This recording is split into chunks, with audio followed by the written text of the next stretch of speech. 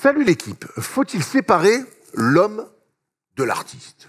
Pour Mark Cuban et les Mavs, c'est un grand oui. Et comment leur en vouloir? Car malgré des critiques aussi violentes que pour le dernier Astérix, Kyrie Irving reste aussi attractif que Emrata célibataire. Et ça en est presque injuste.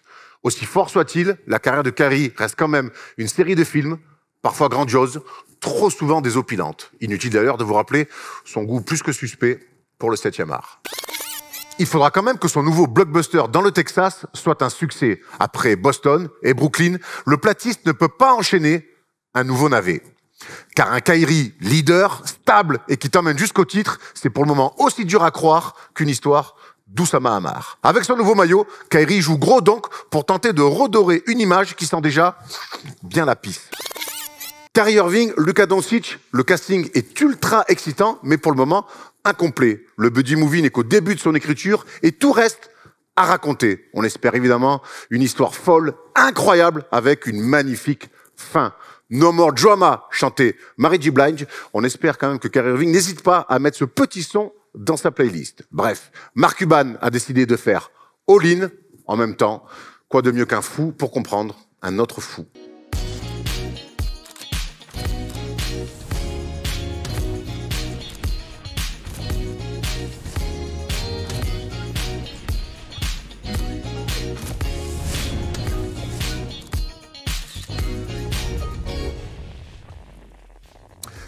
Salut l'équipe, on est jeudi et le jeudi c'est le First Day Show et la NBA elle a bien changé en une semaine. On a un nouveau scoreur all-time, balle neuve dans la conférence Ouest avec des trades de mammouth. Vous l'avez compris, encore un programme bien gaillard cette semaine dans le First Day Show. Et justement, programme gaillard avec deux gaillards, enfin un plus que l'autre, Thomas, Kevin. Comment ça va les amis? Attends, l'un plus que l'autre, c'est-à-dire la croix est de quel côté? Plutôt comme ça ou comme ça? Parce que moi je me sens plus gaillard que Kevin, hein. Très bien, on peut régler ça. On fera une vidéo, ça peut être un thème de vidéo. C'est pour ça que je suis venu avec mon gilet pare-balles, parce que moi aussi, je te sens plus gaillard que moi. On accueille un Kevin sur la défensive aujourd'hui. Voilà. Les grands débats comme ça, il faut être prêt. C'est vrai qu'on va faire un grand débat, on va voir le sommaire. Mais quand tu viens avec ton gilet pare-balles, en général, c'est que l'émission va être non, mais faut le dire. Va être physique. Mais je pensais que tu étais plus un mec a cappella, quoi, torse nu, tu vois. Non, mais c'est pas ça. La dernière fois, je suis venu, j'ai pris des balles sur ma scie. Je me suis dit, j'ai pas emmené le gilet. C'est bientôt d'ailleurs le match au sommet de National 3 entre Malakoff et Massy. Je serai là, quoi qu'il arrive. Mais nous, on sera là, nous aussi. Oui, y a pas de souci. On va faire comme au foot, les présidents, tu sais. Oh là, c'est Nasser El Raifi à côté, comme ça, là. Voilà, on sera là. Tu sais, ça célèbre pas, mais ça sourit comme ça. Parce qu'il y en a un des deux qui fait comme Macron. Je vais en costard. Si Kevin fait comme Macron à la finale de la Coupe du Monde, on peut rigoler aussi, hein. Oh, je dirais rien quand même. Hein. Tu veux dire rien. Bon match, Kevin. Les amis, il est pas là avec nous, mais on pense évidemment à lui, c'est Arthur Sen, notre futur national. C'est son anniversaire à Tutur, 32 ans, puisqu'il est de cette 31 33, Erwan, 33. Et oui, on est en 2023. J'ai l'impression. Parce qu'il est de cette magnifique année de 90, hein, comme un certain Thomas Dufan. Comme John Wall et Boogie Cousins aussi. Voilà, je vous donne comme ça, je fais du name. Non, Boogie. Trouvez des noms, comme il n'y en a pas beaucoup en années 90 comme ça, pas beaucoup. Paul George, tout ça, c'est quoi? Margot Robbie, c'est bon, tu veux quoi d'autre encore? 3 joueurs. Non, mais il y en a plein d'autres. Bon, bref, Kemba Walker. Ah, ok, d'accord, oui, c'est bon. C'est pas mal. Margot Robbie t'a sorti quand même. Hein. Ouais, bah oui. Alors, bon anniversaire à notre tuteur national qu'on embrasse évidemment très fort. Ce soir, comme d'habitude, vous en avez là, vous le savez, sur l'application Brut, vous téléchargez de 22h à 23h. On reviendra sur le débat de l'émission qui sera évidemment autour de Kevin Durant qui fait toujours autant parler. On l'adore, on le déteste, il nous énerve, il nous régale. On prendra 1 heure sur l'application de 22h à 23h. On a aussi un énorme programme ce week-end. Je prends plus le temps parce que ce qui se passe ce week-end, c'est incroyable. On a une semaine de chiens du lundi au dimanche. On part à Los Angeles lundi prochain. Mais donc, avant de partir, on veut vraiment vous offrir le meilleur. Et le meilleur, ça commence vendredi avec la Leaders Cup. Tu l'as déjà joué, toi, Kev, la Leaders Cup? Non, jamais. C'est vrai? Vous n'étiez pas en Leaders Cup à l'époque? C'est la semaine des As, non? Oui, la semaine des As. La semaine des As, oui, on l'a fait. Je l'ai fait à Lasvel. Pareil, t'as fait avec Lasvel? Ouais, à Lasvel. Pardon, tu l'as fait à Villeurbanne. Là, on est donc à Saint-Chénéang, dans le 42, dans la Luère. On commencera dès 13h avec aux commentaires Thomas Dufan et Thomas Laroukis, JDA face au CSP Limoges. Et puis on sera là aussi sur le Monaco, Bourg, Cholet, Le Mans. Ça sera sur l'équipe live, mais toujours avec les équipes First Team. Et puis ensuite, la belle affiche, on finira avec Boulogne, Levallois, Lyon, Villeurbanne, qui sera commentée par Benoît Cossé et Christophe Denis, notre ami. Donc sur la chaîne L'équipe. Donc voilà, tout un programme de vendredi, samedi et dimanche aussi. Il y aura les demi-finales et les finales. Je dis les parce qu'on commentera avec Thomas Laroukis à 15h30, 16h30, la finale de Pro B. C'est entre les deux, c'est 16h. 16h sur l'équipe live, tous les deux. Vous allez vous régaler. Finale de Pro B entre Boulazac et Angers. Voilà. Belle affiche. Ça fait énormément de basket. Mais c'est ce qu'on aime, attends. Franchement, j'ai presque envie de parler du programme de la semaine prochaine, mais Angers Non, t'enflamme pas. Angers est en Pro B, ouais. Oui, non, mais ça, je sais. C'était le coach, c'était même Steven Delorme, je sais, mais... Non, il a Rouen. Mais non, mais c'était... Ah, c'était, oui. Il les a fait monter. Mais ils sont... Oh, c'est magnifique. Qu'est-ce qu'il y a? Non, mais ils sont en Pro B. Ah, t'es ému de voir Angers en Pro B? Bah oui, c'est vrai que t'étais pas loin, toi. Puis surtout qu'ils sont en finale, en fait. C'est intéressant. Bah, grave. C'est une ville de basket. De toute façon, les filles, les garçons, ça a toujours été une ville de basket. Angers, une région, le Maine-et-Loire. Tu vas pas cracher dessus, mon Kevin. Non, pas du tout. Ça, l'école Scholtez. Mais d'où vient cette veste, vous allez me dire? De New York. Entre autres. Déjà. De Chine. Eh bien, c'est fait. Moi, j'achète des produits en Chine, c'est de ouf. On n'a pas le choix en même temps. Mais bref, oui, bien. Cette veste vient de la basketbox que j'ai eu la chance de recevoir, cette box premium. Et oui, que j'ai eu la chance de recevoir nos amis du Lancer Franc qui m'ont envoyé ça. Alors, dedans, il y avait cette veste Mitchell & Ness magnifique. À l'intérieur, tu as un petit ballon Wilson à l'effigie toujours des Knicks et une gourde aussi, toujours pareil, pour les Knicks. C'est une box premium et vous inquiétez pas, c'est les Knicks, mais c'est une box à thème. Et vous allez sur le site, vous allez les suivre sur Instagram et sur Twitter. Il est très actif et vous verrez que dans les prochaines semaines, prochains jours, il y aura d'autres équipes, comme les Bulls, mon Polo, comme les Lakers, Thomas. Il y a déjà les Warriors aussi. Et il y a déjà les Warriors aussi qui sont prêts. Donc voilà, allez suivre l'actualité du Lancer Franc. Il y a plein de choses. Et si vous voulez des renseignements, vous pouvez aller sur le site et commander directement votre box quand vous enverra directement à la maison. Si vous voulez avoir des jolis tissus comme ça. Disons que c'est le cadeau parfait pour l'anniversaire, pour Noël, pour la Saint-Valentin. Bon, ça vient de passer, mais si t'es un peu en retard, copine, n'hésite pas à prendre ça pour ton mec. Voilà, c'est pour les petites occasions comme ça. Erwan, quand il l'a reçu, il était un peu en larmes, ému carrément. Magnifique la veste. Elle est vraiment magnifique. Je suis un peu jaloux. Le jour où je me marie, je la mets direct. T'es ce genre de mec là? Jordan au pied aussi? Exactement. Je suis ce genre de gars. Non. Tu sais, les mecs qui se marient en Jordan, qui se prennent en photo, ils pensent que c'est lourd, tu sais. Arrête, parce que 50% de notre public quand même. Pardon. Allez, on se plonge dans le sommaire de l'émission. On a plein de choses à dire maintenant qu'on vient de mettre un tacle à la moitié de notre audience qu'on embrasse quand même. On vous aime. On vous aime, malgré tout. Abonnez-vous, envoyez des subs. Allez, tout de suite, le sommaire de l'émission, parce que je vous le dis, il y a beaucoup de choses à raconter. Des news, vous le voyez, du Michael Bridges, du Love, des Raptors, du Bronny James, qui jouera le Hoop Summit le 8 avril prochain à Portland, comme d'habitude. Un débat sur Kevin Durant, la dernière chance, et non pas la dernière danse comme Kyo, ce qui n'a rien à voir. Vous verrez, ça sera un débat bien plus sympa. La palette entre Kyrie et Luka, qui se cherchent en ce moment. Il y a eu deux fins de match ratés. C'est quand même con quand t'as Kyrie et Luka dans la même équipe. Et on finira par le moment préféré de Kevin Séraphin. C'est le quiz, mon Kev. Moi, je me demande c'est quand l'abolition ça va arriver, parce que j'en ai marre. L'abolition, il a dit. T'as quelque chose à dire, carrément? Tu veux dire qu'on enlève le quiz du First Day Show? Non, mais je pense qu'il y a d'autres choses à faire. Ça peut être. Il y a d'autres choses plus intéressantes. Tu veux enlever le pain de la bouche de Tom Serravino? Tu veux le mettre au chômage? D'accord. T'as pas honte, Kevin? J'avais déjà été à rapporter des choses, là, je suis pas content que Et tout le monde n'a pas la chance d'avoir une retraite NBA. S'il n'a plus le quiz, il est au champ-du. Hein. Tu mets des mecs à la rue, Kevin. Il y aura bien un quiz en fin d'émission. Tout de suite, on va dans les news.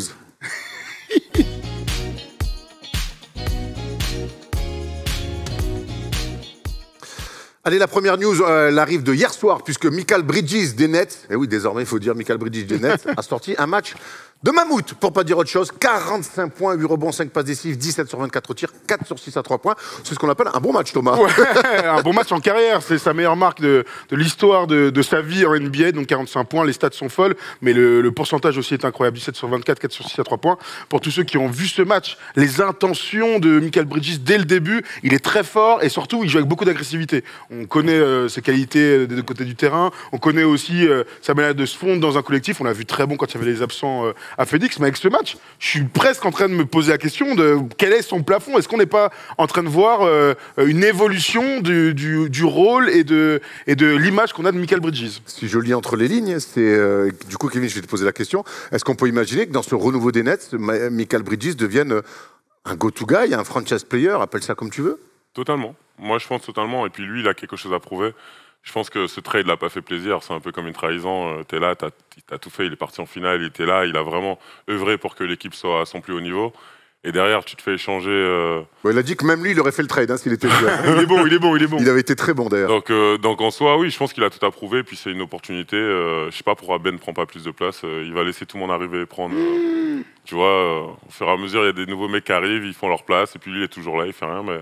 Ça sera l'occasion de faire toute une émission autour de Ben Simmons, mais honnêtement, on va pas se mentir, on y pense, mais c'est très délicat de parler de lui, parce qu'on sait que c'est lié aussi à un problème psychologique, donc c'est très délicat de parler de Ben Simmons, mais tu as raison, il y a plein de mecs qui arrivent et qui s'installent, alors que lui, pour l'instant, galère. Pour revenir sur Michael Bridges, tu as raison quand tu penses de poser la question, est-ce qu'il peut être un franchise player? C'est un poste déjà où en NBA, tous les meilleurs joueurs quasiment sont sur ce poste-là, et puis il sait tout faire. Il shoot à 3 points, c'est un bon défenseur. C'est un énorme défenseur. C'est un scoreur. J'ai même envie de te dire que c'est un bon leader, parce que tu disais, Kevin, quand les Suns étaient avec des absents, il a été très bon. Ouais, non, mais c'est clair, mais en fait, c'est pour ça que je parlais de la perception qu'on a de lui. On est tous sûrs que c'est un bon joueur, un joueur en devenir, même, pourquoi pas un futur All-Star, tu vois, on a vu des joueurs de ce profil-là, mais avec ce type de match-là et l'impact qu'il a depuis qu'il est au Nets, la question que je me pose, c'est est-ce qu'on peut espérer plus de lui? Est-ce que les Nets peuvent espérer plus? Parce que quand il y a eu le trade avec Kevin Durant, on s'est tous dit, bon, il récupère beaucoup de bons joueurs, même de Kyrie et tout, mais ils n'ont pas récupéré de superstars. Mais la question, donc, c'est est-ce que ce mec-là peut devenir le franchise player des Nets à terme? J'ai pas encore la réponse, mais avec ce match, ça peut nous aiguiller. Je vais oser une comparaison. Oula. Quand Kawhi arrive aux Spurs, personne ne se dit qu'un jour, il va devenir le joueur qu'il est, que ça sera un franchise player. Et avec le temps, sur le même poste, le même profil, de très fort défenseur à la base, capable offensivement de faire plein de choses. Je sais pas, j'ose cette comparaison. Alors on sait que y a des mecs déjà qui ont dû tomber de leur canapé, mais j'ai l'impression que dans la construction du joueur, il y a un peu de ça, un second rôle à la base, qui peut-être s'émanciper. On ne pourrait pas mettre Paul George aussi, hein. On se souvient que... Avec Danny Granger. Et ensuite il est clos complètement, Polo. Après, la différence avec Kawhi, c'est qu'il est tombé dans une équipe très structurée à ce moment-là, et qui savait où elle allait, qui avait une mission claire et qui voulait aller au bout. Et qui savent... Les Spurs, ils ont toujours su bien encadrer leurs joueurs, en tout cas les faire monter. Après, il y a des histoires qui ressortent un peu partout. Mais les Suns, c'était cadré aussi. Je vois en finale, il a un rôle. Alors que là, tu as 2 superstars quand même qui sont contents d'avoir quitté un peu le bateau en feu, et là t'en fous un autre dedans. Je sais pas comment ça, tu vois, mais en tout cas, si lui il est capable de rester solide, et si la franchise arrive à se remettre dans l'ordre et à tout régler, je pense que oui, ça peut donner un bon truc, tu vois. Ça va être intéressant en tout cas sur l'évolution d'un joueur qu'on adore, hein, vraiment, qui fait pas de bruit, lui qui était à la fac de... il est à côté de Philadelphie de... Oh, je l'ai, attends, putain, c'est pas Villanova. Jalen Brunson, Villanova. Voilà, je l'ai. Parce que c'était en Pennsylvanie, je l'ai découvert il y a pas longtemps. Petite info, Tom Serravino, c'est le 4e joueur de la saison des Nets à mettre 40 points ou plus. Il n'y a pas Ben Simmons dedans. Il n'y a pas Ben Simmons, Kevin Durant, Kyrie Irving et... Ah ouais, c'est qui le dernier? Bon, quand même Thomas. Ah bah oui, je suis un ouf. La semaine dernière en plus. Hein. Lui n'a pas mis 40 points depuis très longtemps, mais il va quand même être intéressant à suivre. C'est Kevin Love qui va donc officiellement avoir un buy-out avec les Cleveland Cavaliers et qui pourrait se retrouver du côté de Miami, Kevin Love à Miami. On sait que le hit est un peu short sur le poste 4. C'est Butler qui dépanne souvent sur ce poste-là. Kevin Love, qui s'était parfaitement relancé en 6e homme avec les Cavs l'année dernière. Qu'est-ce qu'il y a sur Kevin Love? Il devient quoi, lui? Sache que Kevin Love est bon cette saison. Il a été bon dans un rôle et dans une équipe qui marche bien, sache-le. Il s'est remis à l'endroit. Maintenant, il est en fin de contrat, on se souvient de son énorme contrat, buy-out, donc il peut aller jouer où il veut. Alors, regarde ses stats, il a 8 points, 6 rebonds et il a de l'âge, mais bon, on connaît ses qualités. Adresse, expérience, bon dans un groupe. Franchement, il peut intéresser du monde. Miami, ça leur ferait du bien. Hein. Non, je dis pas le contraire, mais c'est vrai que en fait, c'est un... T'avais zappé ce galant. Je m'attendais pas du tout avant. Non, mais c'est vrai que dans tous les changements qu'il y a eu à Cleveland, depuis LeBron et Kyrie, lui, il est toujours resté là, avec son gros contrat. Il a connu vraiment les bas-fonds. Il a connu aussi la reconstruction. L'année dernière, il est très bon en sortie de banc. On sait qu'il a eu lui aussi des problèmes des problèmes comment je sais pas, psychologiques simplement. Il a eu des troubles, quoi, vraiment. Il s'est relancé très bien et aujourd'hui je pense que dans une équipe qui veut se relancer ou qui veut jouer le titre, poste 4 d'expérience qui met dedans. Ah bah ouais. Et puis il fait pas de vague honnêtement pour le coup. Ah bah ouais. Franchement ce serait une bonne addition à une équipe qui compte bien. Safe, voilà. On connaît ses qualités, ses défauts.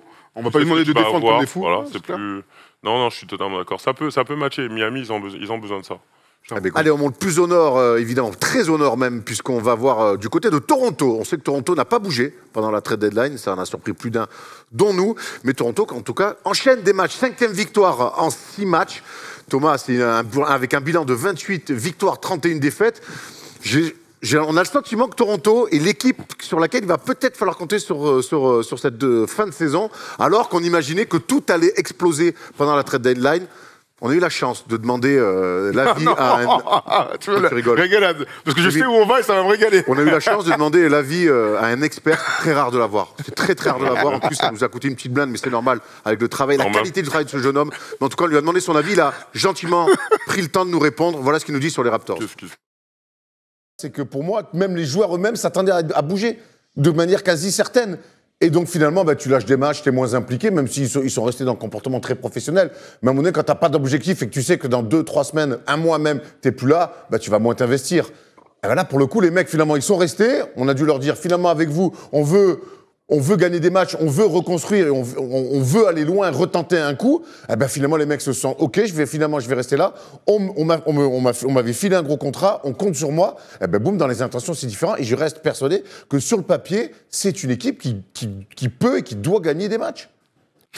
Clutch, 18h, 19h sur la Wina TV, tous les mercredis avec Rémi Reverchon, on s'éclate à chaque fois pour vous donner des petits conseils de paris et puis débattre NBA. Ça te régale, hein? Non, mais...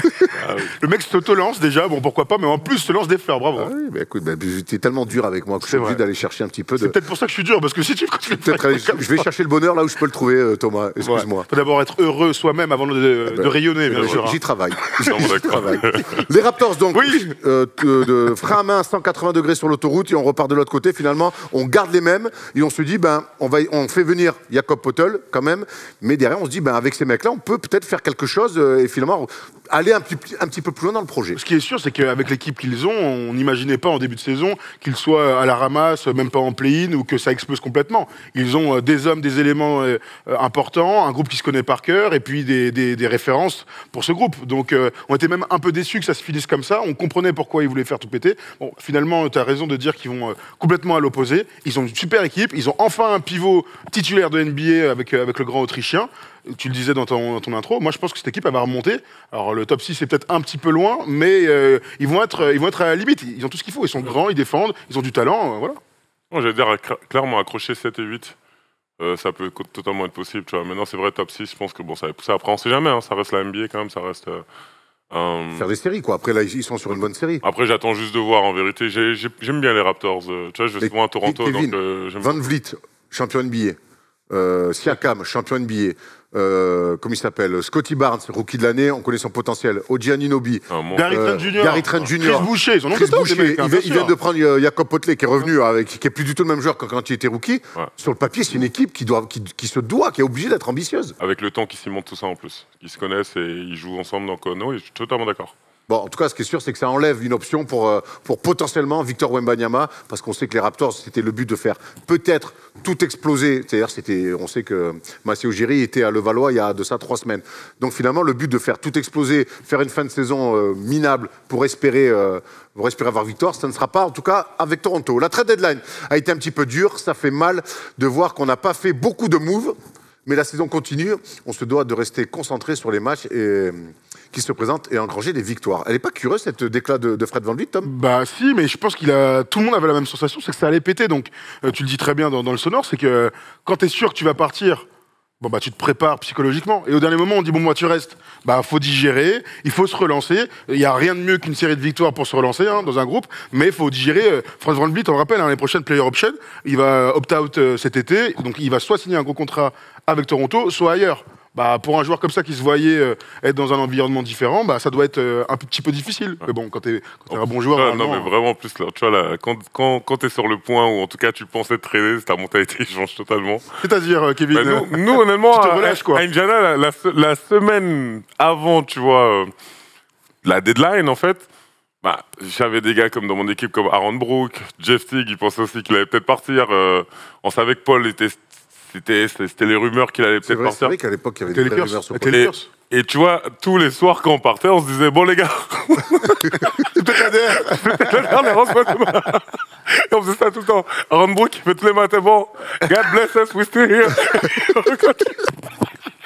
Mais gros, nous, on prenait ça, tu vois, un peu comme ça, tu vois. Bon, moi, j'ai jamais été trade de ma vie, donc j'ai pas vraiment eu... Et t'as été dans des rumeurs de trade, toi? T'as vécu des trades d'énormes en Non. disant, ah, je vais peut-être bouger? Non, à chaque fois, j'ai demandé à être trade, on m'a refusé. Personne voulait de toi. Non, les Wizards m'ont pas laissé. C'est la seule fois où j'ai demandé, ils m'ont pas laissé partir. J'ai demandé des années Mais tu d'affilée. sais que c'est très français. J'ai l'impression que les Français ne sont jamais tradés Evan, en février. Evan à Boston. Evan à Boston l'avait été, mais cette année, Evan, et 3 années de Kina, suite. pendant 4 ans, on espérait, Ouais. ça l'a jamais fait. Toi, tu me dis que non, Nico, là, ça n'a pas été fait. C'est Evan, t'as raison. Et sachant que les Boston. les trade deadline précédentes, il était à 2 doigts de se faire bouger Ouais, mais aussi. il l'a pas fait. Ouais, bah oui. Ça n'a pas été fait. Bon, bref, en tout cas, voilà. Puisqu'on parle des Français qui ont été tradés, lui, il n'a pas été tradé, mais par contre, il a re-signé un two-way contract. C'est Olivier Sarr, notre étudiant préféré en NBA, qui revient à OKC, où il avait déjà fait un bon plutôt premier passage. On n'avait pas trop compris pourquoi il l'avait cut. Lui nous l'avait expliqué dans une super interview. Je vous invite à aller voir sur notre chaîne YouTube. On est très content de revoir Olivier Sarr en NBA. Il était passé par Portland, il s'était cassé le poignet, donc il n'avait pas pu donner ce qu'il devait donner en tant que joueur NBA. Là, il revient. On sait qu'il nous avait dit que lui, l'Europe, on avait parlé de l'Asvel peut-être. Lui, pour l'instant, son but, c'est la NBA. Tu penses qu'il a raison, Olivier, d'insister comme ça sur son rêve NBA? Je pense que oui. Faut pas vivre avec des regrets. Il y a des choses parfois que tu peux mieux faire, mais je pense que oui, dans l'idée, il faut quand même viser le top. Ce qu'on dit toujours, hein, tu vises 100 millions et tu auras peut-être dans le lot, tu vas te retrouver avec 5 millions, même si... Je prends, hein. Non mais voilà, tu vois, non mais c'est vraiment le truc en fait, donc je me dis, il a raison en fait. Dans tous les cas, il va retomber sur ses pattes, il va se retrouver en Euroleague au pire. Mais il a raison en fait.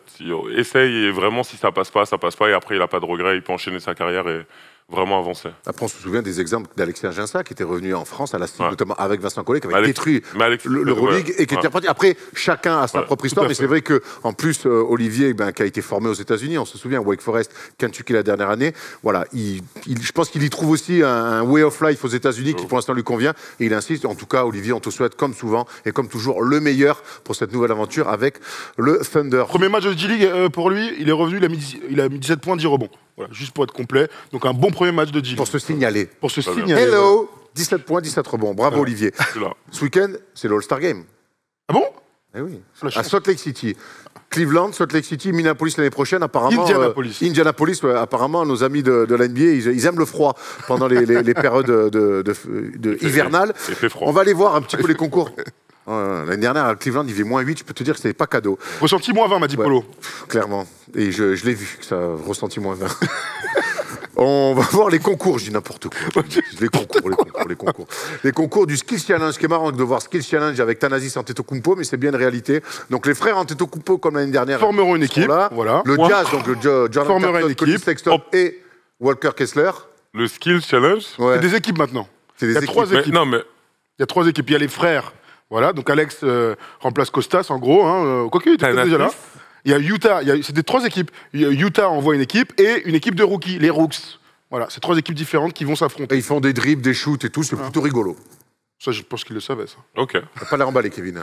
Tu Bah- vas peut-être être emballé par l'autre concours. On va essayer. Antetokounmpo, ça me plaît, mais pas les deux. Mais pas c'est vrai. c'est une équipe. C'est les 3. L'année Ouais. dernière, déjà, hein. Il y a les 3. Il y a les 3 ensemble. Ah mais là c'est. Ah, c'est Yannis. Giannis, Il décide. Il utilise de tous ses contacts là pour faire tous ses contacts possibles. Il va arriver à la fin et lui Le dire réseau. écoute, j'ai tout utilisé là, j'ai plus de contacts. Le réseau. Plus on que a- Ah oui, le réseau, attends, bien On sûr. n'a pas le même, ça c'est sûr. Vas-y, tu peux envoyer la suite des concours. Le concours à 3 points, c'est toujours Ah. le concours, on est sûr, en tout cas, on n'est jamais déçu avec le concours à 3 points. Jason Tatum, Kevin Werther, Tyler Hero, Tyrese Haliburton avec son tir spécial, toujours. Buddy Hield, Damian Lillard, Anthony Simons, Laurie Markkanen. Il y a un grand absent. Il y a 2 joueurs Oui. des Blazers. Il y a un là. grand absent, et je ne sais pas si vous l'avez vu passer, mais les Nets n'étaient pas contents. Watanabe, meilleur shooter de NBA, Ouais. 48% en pourcentage cette saison, et n'a pas été sélectionné. Alors, on dit rien sur les autres, hein, il régale. Mais bon, on aime bien quand le meilleur shooter de la saison actuelle puisse participer, quoi. Écoute, ça sera peut-être pour une autre fois, mais c'est vrai que Watanabe qui fait une bonne saison et qui a un shooter incroyable. Kyrie Irving, d'ailleurs, lui avait fait un joli hommage lors d'une conférence de presse. Comme quoi, il avait quelques amis du côté des Nets. On finit avec le concours de dunk, où là, je suis un peu plus inquiet. Là, pour le coup, je ne vais pas vous mentir. Jericho Sims, alors c'est un jeune joueur que j'aime beaucoup, pivot d'Enix. On les connaît, hein, les pivots un peu frustres pour les concours de dunk, ça donne jamais beaucoup de choses. Alors, Mac McClung, qui vient Alors de signer là, aux Sixers. tout à fait. Alors, lui, Les on sait que sur un- Les pivots frustes, ça donne tête jamais exceptionnelle, mais- rien de bien. Non, c'est un Instagrammeur, c'est pas un joueur de Ah basket. bah non, c'est un concours de dunk, on ne demande pas qui va mettre 30 points. Donc- Moi j'aime bien les arrières meneurs qui ont du jump et on le connaît depuis le lycée, il met des énormes tomards, donc Mais il a c'est sa place. Thomas. Il a sa D'accord. place. Mais moi, j'aime bien voir les stars de NBA. Mais ça c'est fini, c'est Trey ouais, Murphy come de on. Third et Kenyon Martin Jr. C'est vrai que le reste c'est des stars. Hein. Et Kenyon Martin Jr. Voilà. Bah, écoute, on verra. Après, on sait que les concours de dunk l'année dernière, ça avait été dramatique, vraiment dramatique. On sait que on peut toujours avoir une bonne surprise. Il y a un gros concours de dunk tous les 10 ans. Ils peuvent pas augmenter le bonus du concours de dingue pour que les mecs ils se décident, ok, je vais le faire. Ou à 25 000 c'est pas assez. Bah, 25 000 pour un mec qui gagne 10 millions l'année, non, c'est rien en fait. C'est une réalité. Alors combien tu leur Comme si je te donnerais donne 25 centimes ou tcha, c'est Ah, rien, ça, en c'est- fait. donc moi c'est 25 Non, centimes moi. Ah, non, mais voilà quoi. Eh, donne quand même. Non, la grosse info, et ça c'est intéressant, ce sont les juges. Parce que Jamal Crawford, Lisa Leslie, Harold Miner, Dominic Wilkins, c'est rien à dire, mais c'est le retour de Karl Malone sur la scène NBA. Vous savez que Karl Malone a des histoires catastrophiques. Une réputation dramatique avec une... Bref, il a fait un enfant et une ado, on va le dire hein, clairement. Donc c'est le retour aussi de Karl Malone au sein de la NBA. T'es pas au courant de ça? Il lâche, ouais, Après, c'est vrai, c'est pour ça qu'il était de ce côté. Hein. C'est du Il a scoop, fait- hein. il a- Vous connaissez pas cette histoire Non, incroyable mais je- Avec une C'est du scoop pour mineure. TGV qui te frappe à pleine vitesse. Vous êtes sérieux les gars? Wake up guys, ça fait des J'ai pas vu, années. j'ai pas vu. Il jouait et tout encore, non? Moi, je parle basket. Moi. Mais c'est pour ça que je vous dis que c'est la grosse info, c'est que Karl Malone, qu'on ne voit jamais, franchement on le voit jamais, Karl Malone, Non, on parle jamais. jamais de lui et tout, Non, non. il est juge. Donc rédemption pour lui. D'accord. Il va se juger lui-même, du coup, sur ce qu'il a fait. Non, il a payé, il a payé, Oh il là a là, payé là, la vous allez vente. trop loin, là vous allez trop loin, voilà, Non. donne une Eh, information. Qui dit All-Star dit Michael Jordan, dit les meilleurs souvenirs de Michael Jordan à l'All-Star Game. On va amener un petit peu de légèreté. On va amener un petit peu de légèreté là-dessus parce que l'info Thomas, je peux te garantir, entre ça et Pierre Palma, je suis pas bien. On va aller, on va regarder notre polo nous parler de Jordan et des meilleurs souvenirs de Jordan All-Star Game sous le maillot des Bulls. Et ça, on va souffler un peu. Depuis la création de la franchise des Bulls, 19 joueurs ont eu la chance de représenter Chicago au All-Star Game. Mais il y en a un, évidemment, qui éclabousse le reste de la liste. Et spoiler, ce n'est pas Pau Gasol. Ce gars-là, là derrière, Michael Jordan, c'est 14 participations au match étoilé et 3 titres de MVP. Et surtout, des moments mémorables. Et on a décidé d'en faire un top 3.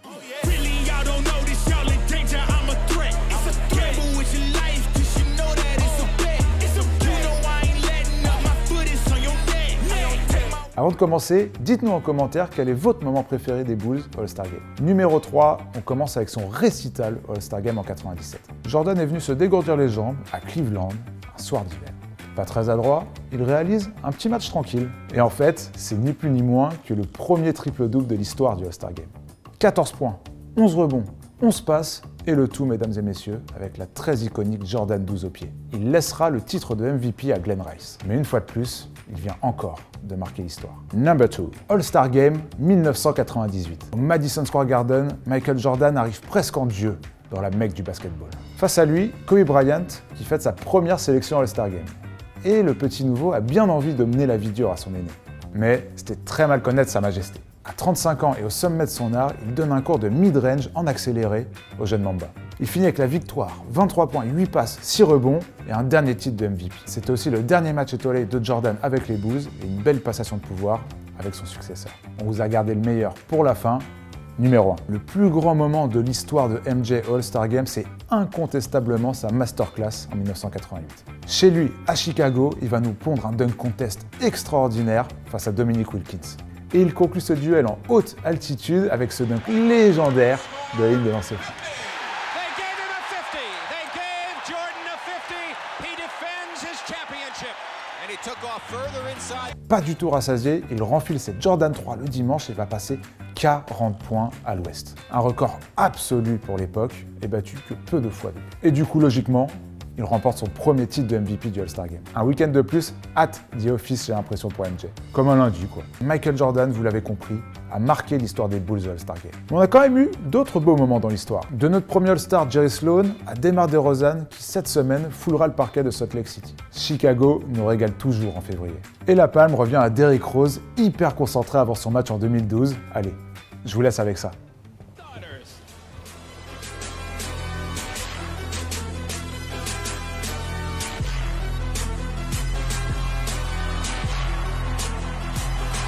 At guard, making his third appearance as an All-Star for the Chicago Bulls, Derrick Rose. Two vibes. Ah, Derrick Rose et la danse. Hein. On s'en souvient de ce moment. Grand Bravo moment. Polo. Et donc, à suivre les aventures de Polo sur le compte Instagram Bulls France. C'est le premier. Les Chicago Bulls, Chicago les Bulls. Chicago en français. Les Chicago Bulls, c'est le premier compte officiel lié donc avec la franchise des Bulls en français sur Instagram. Donc allez les suivre et vous retrouverez donc, plein d'infos. Et surtout, vous retrouverez Polo une fois par mois pour vous raconter plein d'histoires sur la franchise des Bulls. Et il y en a des choses à Et dire. c'est la première fois qu'une franchise NBA, quelle qu'elle soit, bien crée du contenu en français, rien que pour nous. Alors francophone, bien sûr, on inclut tout le monde, mais on espère que d'autres franchises suivront le pas des Bulls, puisque en 5-6 mois, ils ont déjà plus de 40 000 abonnés sur Instagram, donc c'est la preuve que ça marche et que nous, les Français, on est toujours aussi engagés lorsqu'il s'agit de NBA. Et ils ont drafté qui, numéro 17 en 2017? Ils ont drafté qui alors? Un certain Kevin? Voilà, c'est ça. T'es drafté Ouais. Ah, t'es drafté par les c'est Bulls, bien toi, sûr, c'est vrai. t'es drafté. Ouais. Et t'es échangé contre qui? C'était quoi son nom encore le meneur là, un petit meneur. Marquis Stig, non? Non, merde, c'est quoi ça? Il est venu en plus avec moi. Où ça? Là, Son nom. il manque d'infos là, il faut que tu nous dises. Dis-nous. Un meneur de jeu, il a joué où après? On fait un qui suis-je? Il s'est fait trade, Quelle fac? la même saison. Mais c'est quoi son nom? J'ai totalement oublié son nom. C'est le plus dur qui suis-je du jeu. Écoute, Non, j'ai réfléchis. totalement oublié son nom. On va lancer le débat sur Kevin Durant et ça va Ça fait te le longtemps dire. après, Et ça tu fait vas nous vraiment dire, longtemps. évidemment, on va regarder, Ouais. t'inquiète pas. Allez, tout de suite, le grand débat sur Kevin Durant, sa dernière chance de gagner, mais surtout de redorer un petit peu son image.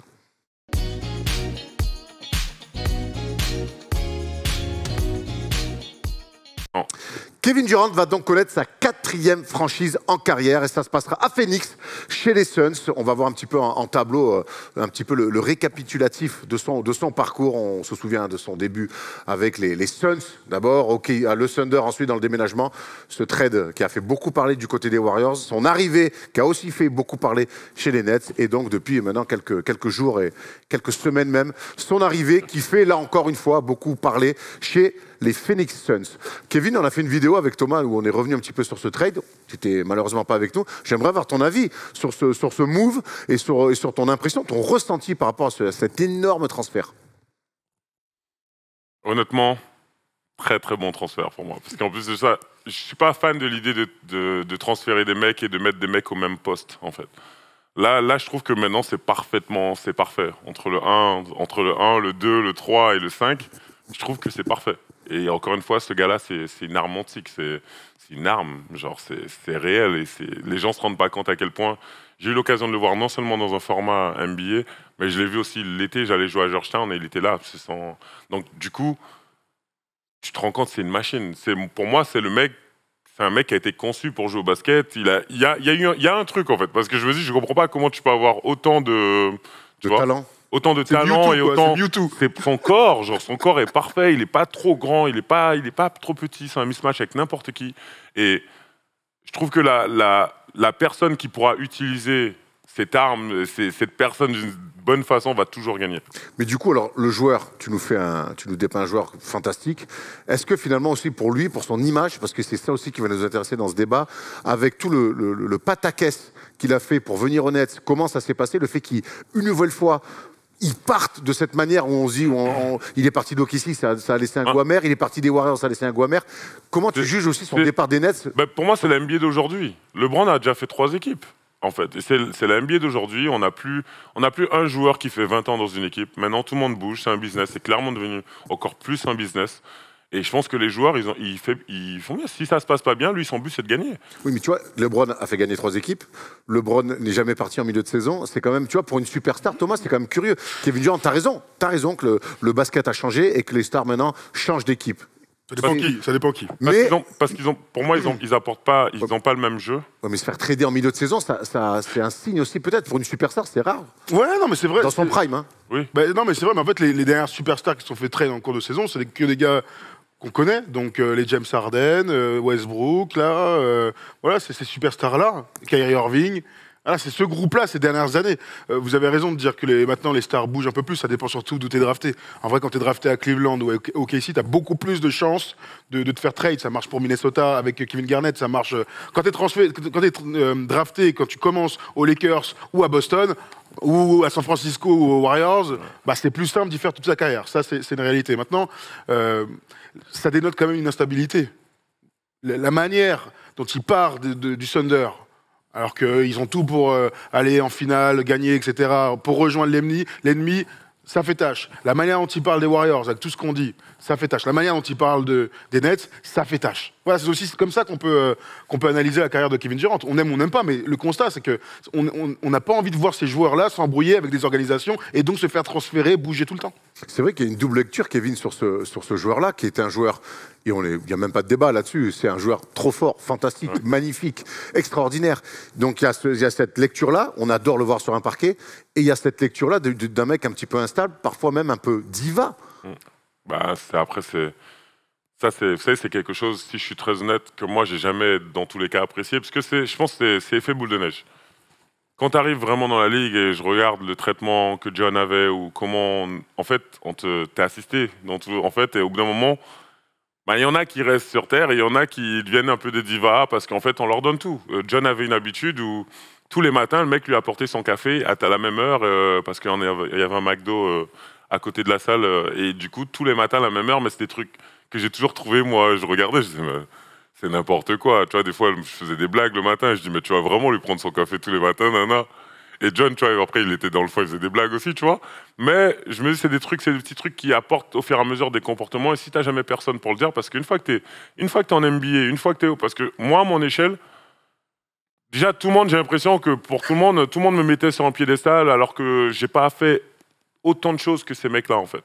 Donc, j'imagine même pas lui ou partout où il va ou partout. Et je me dis que si t'es pas capable de rester avec la réalité, ben oui, dans ta tête, tu peux devenir un diva, tu peux faire des petits trucs. Alors, et je te cache pas que moi, j'ai horreur de ces mentalités-là, de tous les divas, tous les gars. J'aime bien les gars qui vendent, qui jouent, qui font leur truc. Mais maintenant, Kevin Durant, ça reste Kevin Durant. Et je pense que là, il part, mais je pense que c'est du côté de Brooklyn qui s'est dit, là, on a cassé le groupe, autant vraiment le casser. Et Oui, ça, c'est clair. Gagner du voilà, temps je pense- pour eux et pour lui. C'est ça, tu vois. Je pense pas que ce soit lui qui cause des problèmes dans la franchise. Je pense pas que ce soit un problème, ça vient de lui. Je pense que c'est l'organisation qui se cherche et qui cherche à se retrouver. Pour rester sur les, Ouais, vas-y, sur le diva, moi, je voulais revenir. pour rester Ouais, c'est sur les intéressant. comportements divas, on sait que la NBA fonctionne par des castes. Hein. Il y a les joueurs de bout du banc qui jouent quasiment peu. Il y a les joueurs de banc, il y a les joueurs de rotation. Ouais. Et il y a les méga superstars, les LeBron James, les Kevin Durant. Toi, tu as resté un petit peu moins de 10 ans dans la ligue. C'est quoi le comportement, le joueur que tu as vu vraiment le plus avoir des comportements de resta, mais vraiment des trucs genre c'est Maria Carré, quoi. Carmelo Anthony. Sans hésiter. Sans hésiter. Il n'y a pas...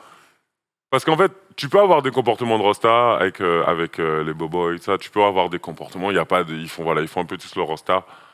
Quand tu commences à vraiment trop faire la rosta avec tes coéquipiers, c'est là où je trouve que c'est la limite et ça, c'est trop, tu vois. Et Carmelo, c'était vraiment ça. Je sais pas, on dirait un enfant. On s'est pris la tête plusieurs fois à cause de ça. On dirait un enfant, en fait. Qu'est-ce qu'il faisait Dis-moi, qu'est-ce qu'il faisait genre au quotidien qui... Il y a des choses qu'il nous a fait. Une fois, il va en repas, il invite qu'une partie de l'équipe. Et la plupart, le reste, donc il emmène tous ses gars, Carlo Queen, il emmène tout le monde, en fait. Et en fait, il fait des choses comme ça, et quand tu dis quelque chose, en fait, limite, tu peux rien lui dire. Et derrière, quand nous, du coup, on fait quoi ? Les Européens, on fait un dîner de notre côté. Il est fâché parce qu'il n'est pas avec nous. Je comprends pas, mais c'est quoi ton problème, en fait ? On n'est pas du tout à cette C'est quoi ton problème ? Ou je sais pas, moi, à Cleveland, quand on s'est pris la tête parce que il y a 3 casiers et que moi, je suis de ce côté-là et il y en a 3 et qui prend les 2. Je dis, mais t'as pas besoin, t'as même pas autant d'affaires. Je dis, I like my space. Je dis, t'as même pas besoin d'autant d'espace. Il bouge mon sac. Mon sac était toujours, on faisait 2-2. Il était pas content. Et plein de trucs comme ça. Je sais pas, c'est quelqu'un que j'ai pas, moi personnellement, humainement, ça a pas collé. Tu vois.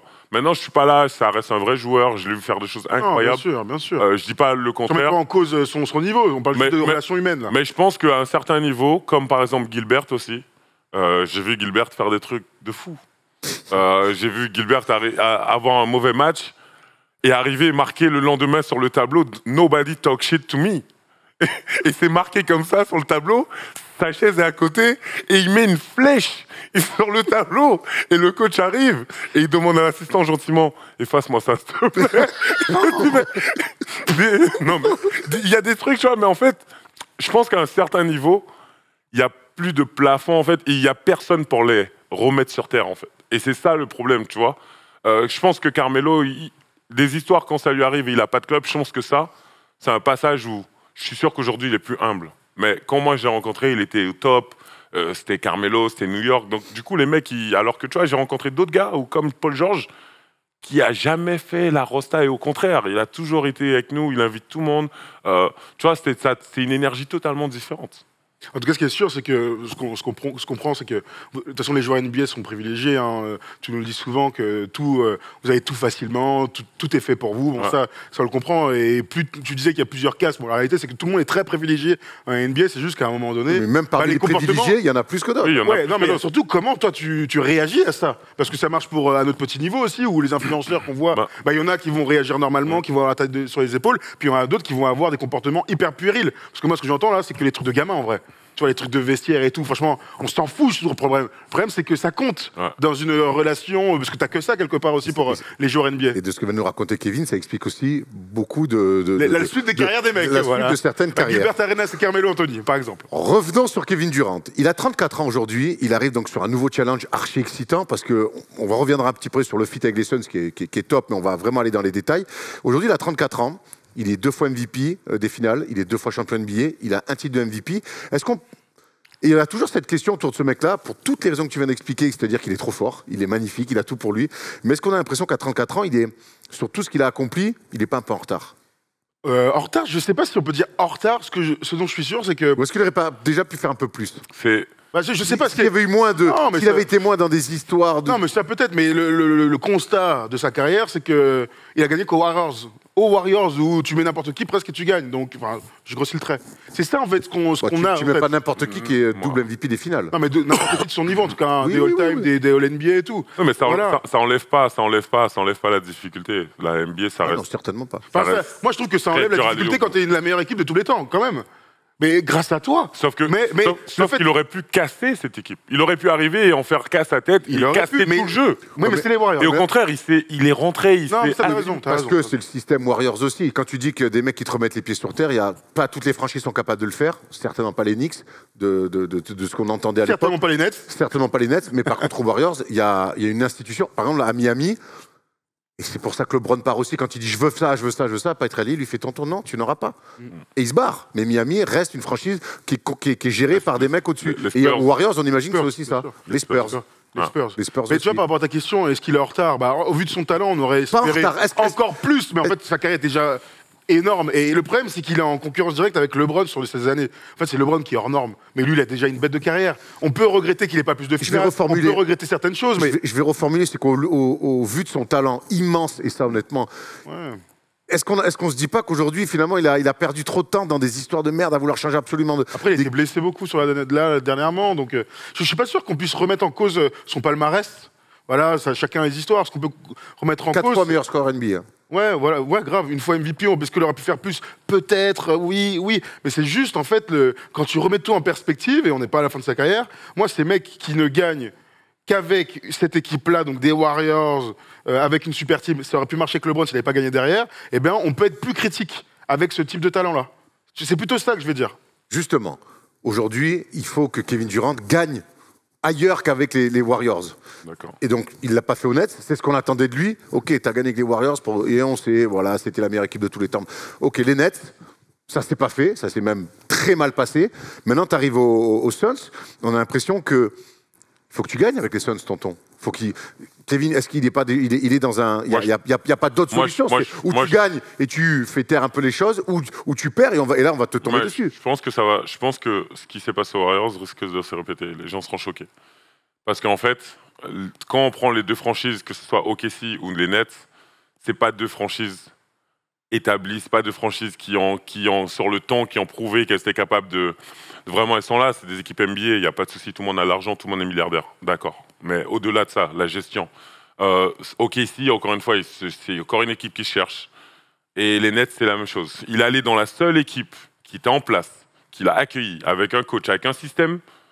On a vu ce que ça fait. Jusqu'à aujourd'hui, tout le monde va se plaindre. Et je pense que pour la fin d'un temps, tout le monde va se plaindre qu'il a cassé la NBA. Et je pense que là, l'histoire se répète. Il retourne chez les Suns, qui, sur les 3 à 4 dernières années, ont montré quand même une certaine solidité. Et je pense que là, clairement, l'histoire va se répéter. Ils arrivent dans un jeu équilibré. Les mecs, ils jouent très, très bien au basket. Ils ont des blessés, ils ont des trucs par-ci, par-là.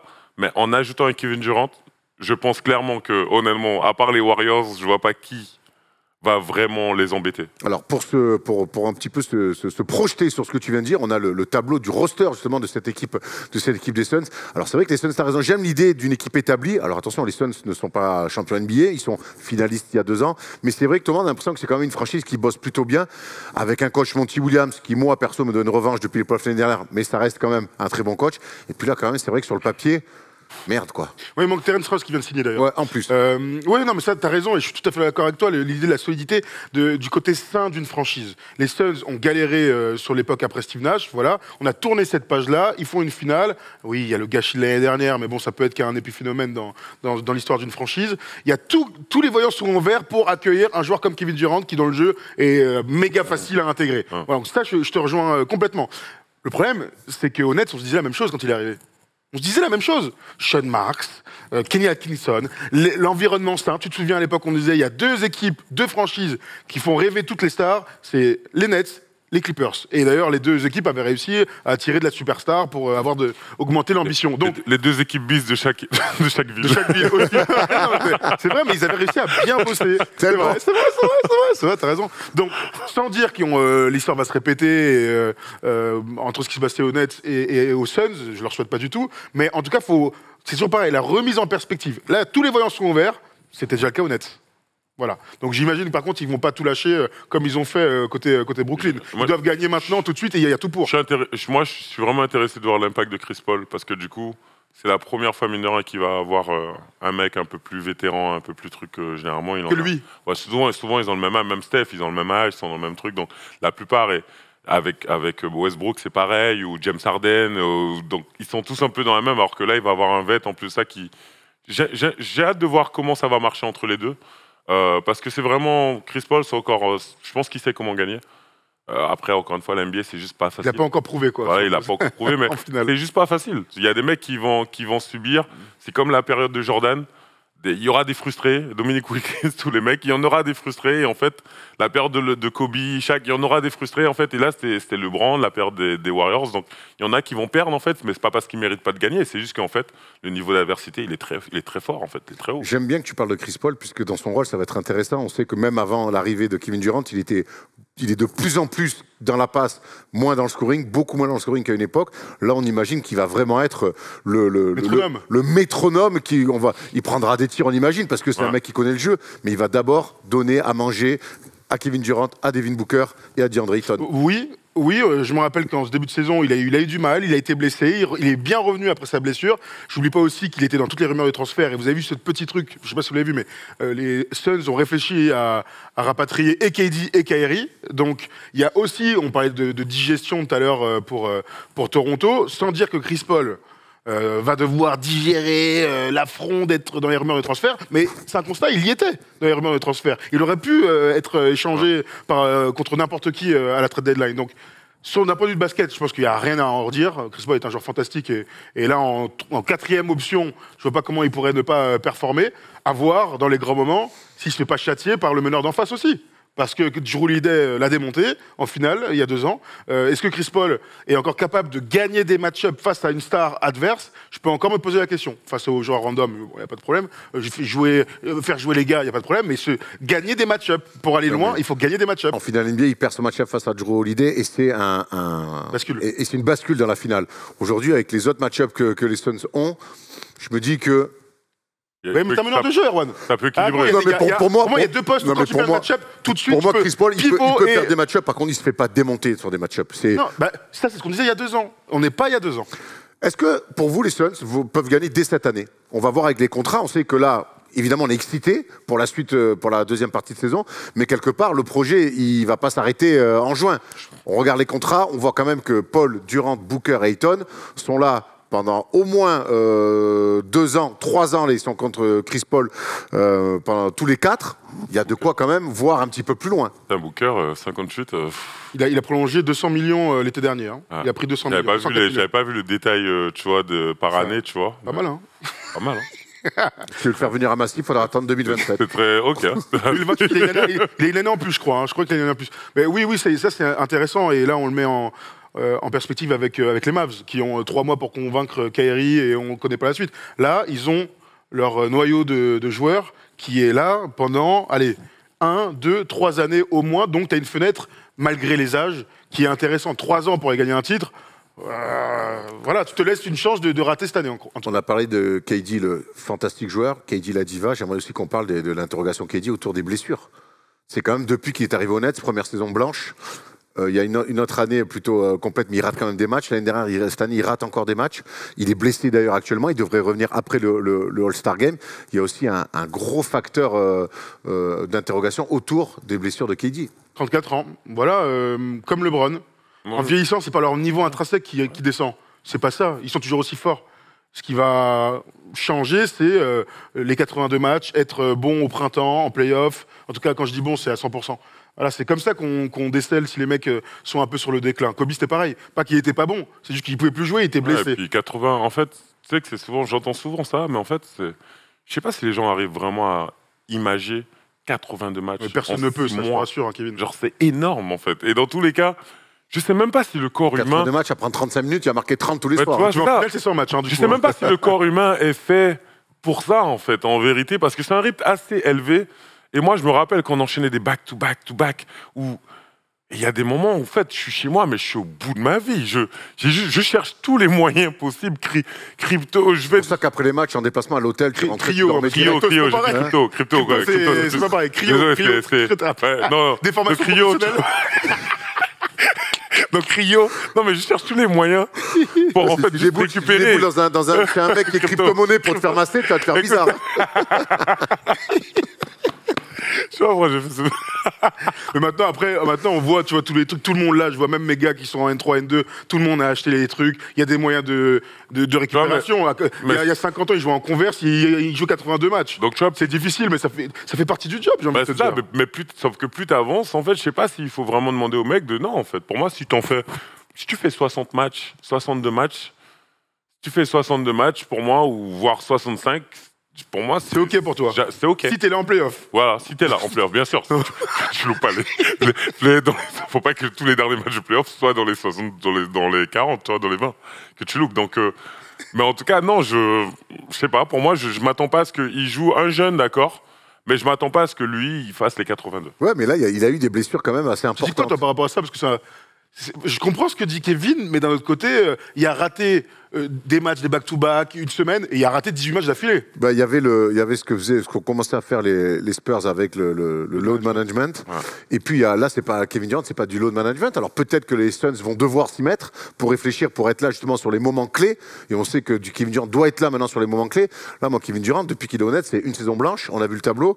C'est une demi-saison après. Une demi-saison après, et c'est des blessures. Là, il s'est encore blessé cette année alors qu'il était trop fort. Il s'était remis dans la course MVP. Il est pété. Quand il se pète, les dernières fois où il se pète, c'est 3 mois minimum. C'est pas rien. Après, les Suns ont eu cette opportunité-là. Je reste persuadé qu'ils ont bien fait de le faire. C'est comme ça que doit marcher. C'est comme ça que marche la NBA. Il faut faire des coups. Et ils l'ont fait. Et c'est vrai que ça rend cette équipe archi attractive. Et pour l'instant, on ne les a pas vus jouer ensemble, mais on attend le retour de Kevin Durant après le All-Star Game. Est-ce que pour vous, cette équipe, les gars, elle peut gagner dès cette année? Moi, je dis qu'ils vont se mettre dans une très bonne position. Après, encore une fois, c'est sur la finale, qui est blessé. Il peut y avoir... On peut parler maintenant, et 2 d'entre eux se blessent la semaine prochaine. Admettons qu'ils soient au complet. Voilà, s'ils sont au complet, je pense qu'ils ont on parle toujours au complet. Ils ont très bonne chance. Ils ont très bonne chance. Moi, je te rejoins. D'ailleurs, les bookmakers disent la même chose. Hein. Ils sont premiers dans la conférence Ouest. On dit que c'est les favoris pour être finalistes dans la conférence Ouest. Au complet, j'ai pas encore vu, mais j'ai envie de te dire que je crois sur la promesse. J'achète sur la promesse. Il y a trop de talent, il y a trop d'expérience, il y a trop de certitude sur l'environnement, il y a le vécu collectif. Il y a un bon coach. Il y a la défense. Alors, ils ont perdu des mecs, bien sûr, mais il y a la défense quand même collective et tout. Bon, j'ai envie de te dire que les premiers matchs, ça va nous aiguiller rapidement. Et j'ai envie d'y croire, quoi. Enfin... Tom, tu peux nous remettre le roster? Parce que c'est vrai que quand KD arrive, on parle beaucoup de profondeur, parce qu'il lâche beaucoup. Mais depuis, moi, quand je vois... Ça arrive, été transféré aussi. Okoji, tu récupères TJ Warren, il y a donc, tu l'as dit, Terence Ross qui est arrivé, Biyombo Landale qui peut donner des bonnes minutes, tu gardes donc DeAndre Ayton, tu as récupéré Darius Bazley. Putain, on parle de profondeur là. Landry Shamet, Damian Lee qui fait plutôt une bonne saison. Terence Ross, du coup. Terence Ross, je vois pas où est le problème de profondeur là. Non, c'est vrai, t'as raison. En fait, on se positionnait un peu par rapport aux Mavs qui manquent clairement de profondeur. Il y a il y a moins ce problème-là avec les Suns. Il y a moins ce Ce problème. qu'on voulait peut-être dire, c'est que les Suns, peut-être, avec Kevin Durant, manquent de profondeur d'âme. N'importe quoi. Allez, on va prendre vos avis sur les réseaux sociaux. Comme d'habitude, Tom Tchadamil vous a sélectionné ou pas, mais en tout cas, on va prendre les trois messages que vous avez mis, malgré le talent exceptionnel de cet homme, donc Kevin Durant, qui est sans aucun doute l'un des meilleurs attaquants all-time. Pour moi, à l'image d'un joueur qui se construit rien autour de lui et qui va chercher des bagues dans des équipes déjà établies, à l'inverse de LeBron. Ouais, mais les Suns ne sont pas champions NBA, donc oui, j'entends ce que tu veux dire, oui et non.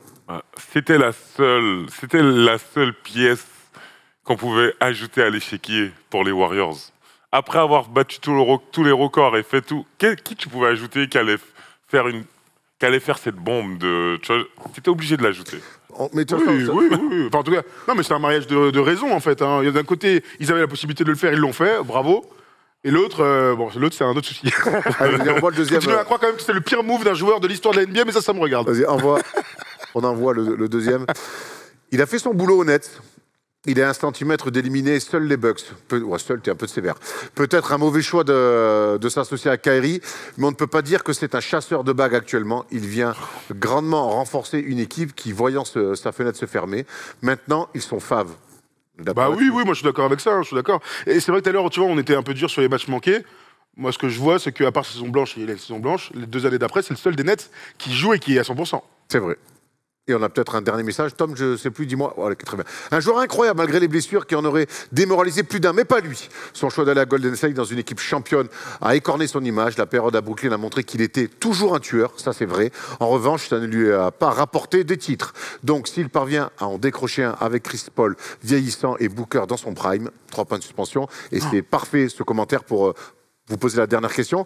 On sait que la victoire en sport fait oublier plein de choses.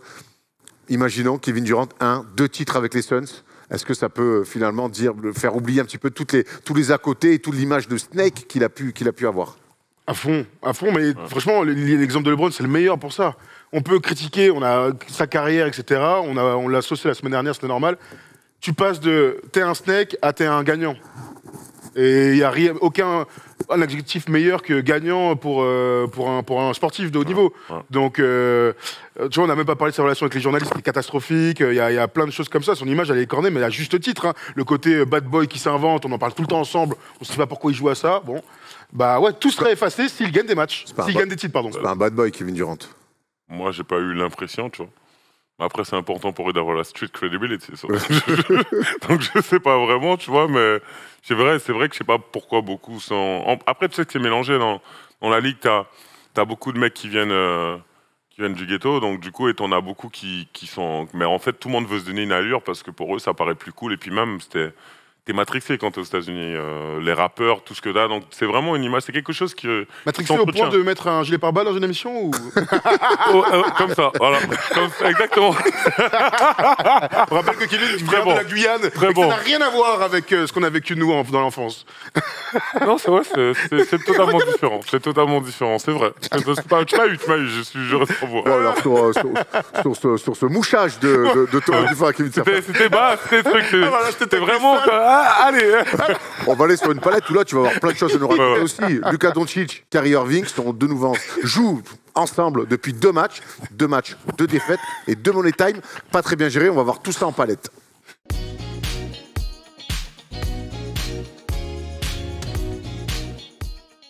La nouvelle bromance Luka Doncic, Kyrie Irving a commencé, je le disais. 2 matchs ensemble, ils n'ont pas joué hier. Kyrie n'a pas joué hier face aux Nuggets. Donc toujours pas de première victoire pour ce duo. Par contre, on a voulu revenir sur les 2 fins de match face aux Kings et face aux Timberwolves. C'est quand même 2 des joueurs les plus clutch de la ligue. Et pourtant, on a vu 2 money time gérés d'une drôle de manière. Ils ont perdu, quoi. Voilà. Ils ont perdu, mais surtout, ils ont fait des choix de merde. Mais là, je te passe la main. Tout à fait. Allons-y. On est dans une palette pleine d'actualité. On est en plein comme ça. Hein. On est à fond. On regarde la première. Alors ça, c'est le 2e match contre Minnesota. On accélère bien sûr cette première action. Je sais que vous l'avez tous vu. On comprend toujours pas. On dirait que c'est basket en folie d'ailleurs. Ouais. Voilà. On est à 14,8 secondes. Luka va se démarquer. Vous savez qu'en NBA, on a le droit de faire des remises en jeu, même dans son camp. C'est une spécificité. Voilà les 5 joueurs des Mavs. Donc la remise en jeu, la bonne défense des Timberwolves. Luka est complètement repoussé, mais il lui reste quand même 11 secondes sur l'horloge, sur le chrono. On voit la distance entre Kyrie et Irving. Disons qu'ils peuvent jouer tous les deux. D'ailleurs, la passe de Luka pour Kyrie. Kyrie se retrouve avec un couloir de pénétration. Ils sont toujours proches l'un et l'autre. D'ailleurs, on pourrait se poser la question, est-ce qu'ils n'auraient pas pu faire mieux? On se fait un petit rewind, justement. Luka qui récupère la balle, qui monte sans dribble. Non, Kyrie, une phase de jeu, deux phases de jeu, troisième phase de jeu, on se fait la passe, on se fait pas la passe, ça va très vite, on le remet. Mais il n'empêche que ce qu'on n'a pas compris, c'est pourquoi ne pas essayer d'aller se faire un écran l'un à l'autre, pourquoi ne pas jouer le 1 contre 1 et passer son gars pour créer quelque chose. En fait, c'est difficile de lire cette action tant elle est mal jouée. C'est incompréhensible, mais je pense que même eux ne comprennent pas et ne savent pas vraiment encore ce qu'ils veulent faire. C'est deux super joueurs, je pense qu'ils sont... Kyrie Irving est arrivé en milieu de saison, je pense qu'ils n'ont pas eu le temps encore de travailler peut-être même des situations comme ça. Moi, je reste persuadé que aller chercher comme ça un quart de terrain pour jouer avec ces deux joueurs-là, ça peut créer de vrais problèmes aux défenseurs adverses. Maintenant, là, on voit qu'il y a une volonté presque trop polie de se faire à toi, à moi, non mais c'est de mon côté. Et finalement, ce qui est quand même ballot, c'est que tu as une balle pour égaliser avec Doncic et Kyrie Irving et que tu ne shootes même pas. Tu n'as même pas de tir. Et ça, c'est quand même un peu ballot. Je pense que Jason Kidd et son staff vont les prendre à deux et vont mettre des choses à l'entraînement en place sur des fins de match comme celle-là, parce que c'est la deuxième en 2 matchs et c'est la deuxième qui foire. Je trouve, Tout à fait. Vas-y, Kevin. je trouve que Kyrie, en fait, Kyrie, quand il attrape la balle, là, voilà l'erreur. Il est parti du mauvais côté. Parce qu'il y a l'autre qui a coupé. Il aurait pu équilibrer, il aurait eu tout l'espace et tous les 45 degrés pour lui, en fait. Et il est parti du côté. Je pense que c'est la seule erreur qui a été faite et du coup, il la redonne. Il prend trop de temps, lui il la repasse parce qu'il est dans un bourbier. C'est très bien défendu. Hein. Ouais, c'est très bien défendu. Les Wolves défendent très bien, sautent pas sur les feintes.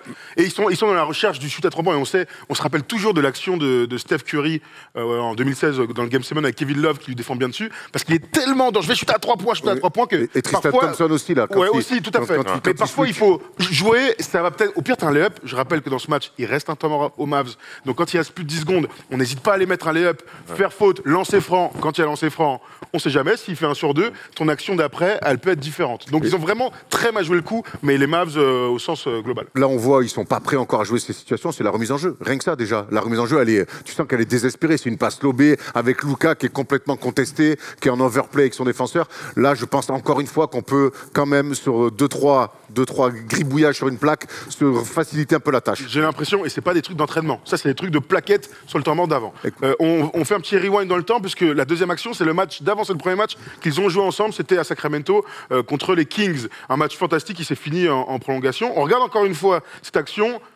On connaît Luka qui adore tirer à 3 points sur un step back. 3 points d'écart, encore une fois. Il reste 18 secondes dans cette prolongation à Sacramento.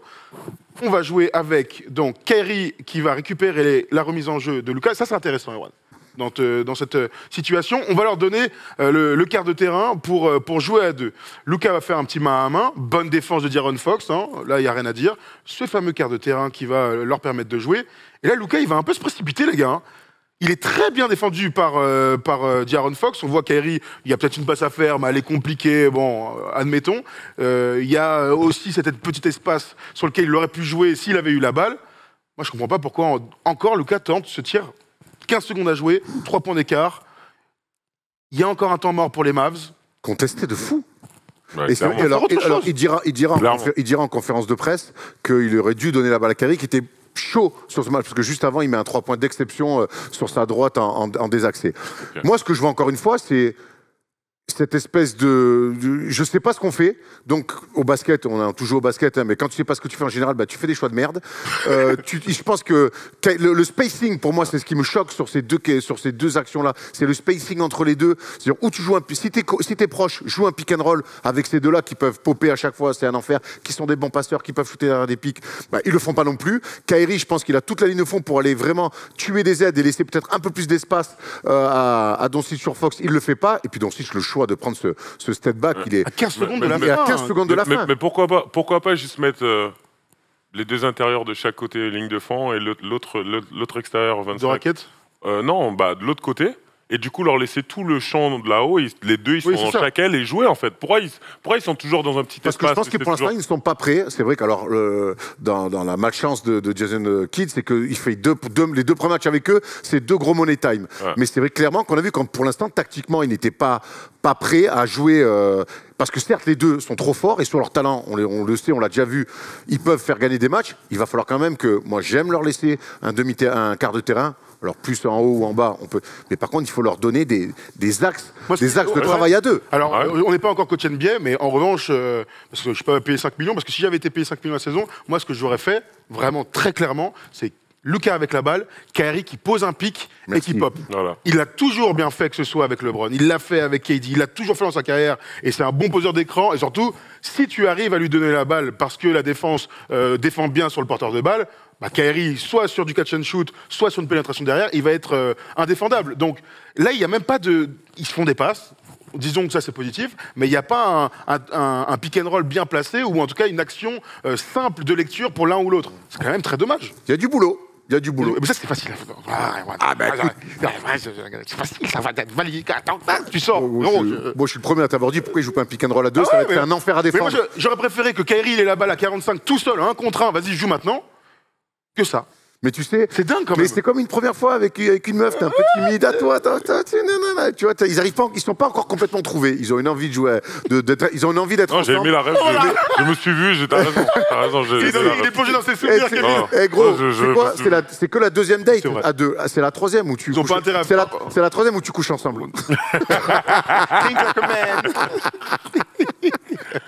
Non, mais après, il y a peut-être aussi un peu d'ego dans l'histoire. Oui, il y a des erreurs, clairement. Peut-être que Lucas, il s'est dit, bon, si je mets ce shoot, peut-être que tu vois, mais il y a un peu, je pense qu'il y a clairement de l'ego. De toute façon, bon, moi, d'ego, mais dans le mauvais sens. C'est-à-dire que là, en fait, pour moi, ils ont voulu se dire, tiens, viens à toi, à moi. En fait, tu vois, voilà. Je pense qu'aujourd'hui, ils réfléchissent pas à des bonnes choses auxquelles tu dois réfléchir dans un money time. Dans un money time, tu dois dire, pique avec Kyrie, et après, sur leur talent, il pop. En fait, je peux jouer, il passe en dessous, je peux shooter. Il a popé l'ouvert, je lui donne, voilà. Des trucs basket. Là, ils se sont regardés les deux. Bon. Il y a du boulot et ils doivent gagner des matchs parce qu'on sait que Kyrie Irving, il y a aussi tout ce côté contractuel qui doit arriver. Il faut aussi que sur des fins de match, si t'as Kyrie et Doncic sur le terrain, il faut que ça soit bien mieux géré que ça. Voilà, bravo pour cette palette Toto. Ouais, c'était cool et puis on suivra bien sûr les aventures des deux, des deux foufous là. Kevin, tu peux y aller si tu veux parce que c'est le moment du quiz.